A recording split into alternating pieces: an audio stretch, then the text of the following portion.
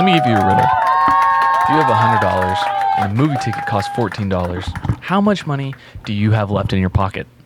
That's correct. $2.27, because your girlfriend needed to buy a popcorn, needed to buy some candy, and needed to get a nice little drink. And all that cost $85.73. Hey, yo, the pizza here.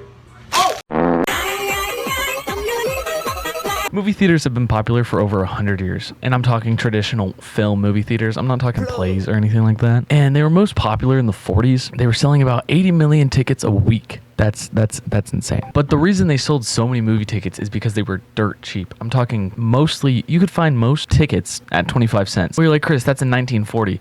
25 cents then versus now is like an insane difference. No, it's not. It's like $6 today. But when I try and buy a ticket, it's $14. So this begs the question, why are theaters so expensive now? This is mostly because theaters have skyrocketed their budget with new film technology and A-list actors, and also maintenance on the new projector machines are far more expensive than it was in the 40s. Film technology has evolved to insane lengths in just the past 20 years, along with the tech changing and actors wanting to be paid more, along with the price of filmmaking costing more, such as like budget or like production costs, stuff like that. Also, inflation, it's just kind of goes with it. Another reason is theaters are kind of getting ripped off. Every movie they show, they get about 30% of the ticket price, which is not a lot. This is also why their food and drink costs so much more, because that's what they get all the profit from. So they skyrocket that price to compensate for the loss that they're getting in the movie tickets. And I'll always tell people to support movie theaters, especially local movie theaters. Also because my family owns one and it's like super dope. I've worked there one time.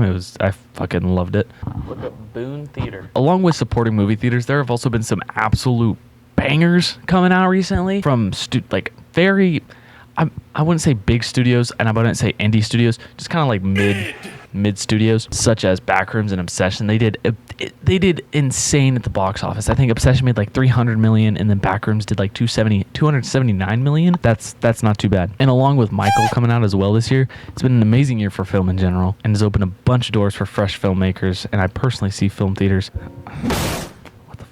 I'm going off not a lot of sleep here today, guys, so I'm fucking up everything. This has been an amazing year for film and filmmaking in theaters in general. But to the point of the video, are movie theaters dying? Will my children ever be able to go see a movie and buy $30 in popcorn and drinks? Theater attendance was steady around 2016 through 2019. They were averaging about 1.3 billion movie tickets sold each year. That's a lot of fucking movie tickets. That is over 1/8 of the population of the world was going to see a movie. But like most good things, COVID made theater attendance plummet, along with the rise, and I really should say the rise and fall of streaming services. This also made ticket sales go down. So what do theaters look like post-pandemic? It actually looks a lot better than you'd think. 2021, like 9 months after the pandemic, 450 million tickets were sold in North America alone. Just last year, 750 million tickets were sold. While yes, these numbers are good considering the world was shut down, it's still pretty far from the 1.3 billion ticket average, but there's a growing trend. So based on the growth, it's about 150 million every single year it goes up. Give us like 3 years. 3 years, we'll be back to where we were,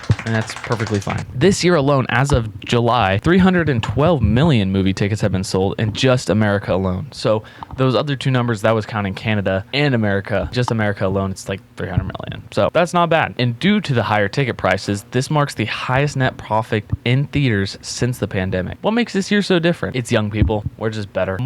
Every article I saw named Gen Z as a leading factor for increase in theater attendance. We love nostalgia, don't we? We can't get enough of it. We're single-handedly saving theaters. I mean, when I went to the theater the other day, I saw a bunch of young people. I saw basically only young people. I think, I saw a couple families, but that's really it. Now this next part, I was trying to find like movie theater closures, like movie theaters closing down, because I was like, I wonder what that number is. I couldn't find anything specific except for one. AMC is shutting down a lot of theaters. I find that weird. A lot of the AMC theaters are closing at an exponential rate. I find that slightly odd, mostly because AMC is like the theater to go to. They have like the reclining seats, all the nice stuff. I guess we can just settle for dirty seats that just kind of lean back and have questionable stains on them.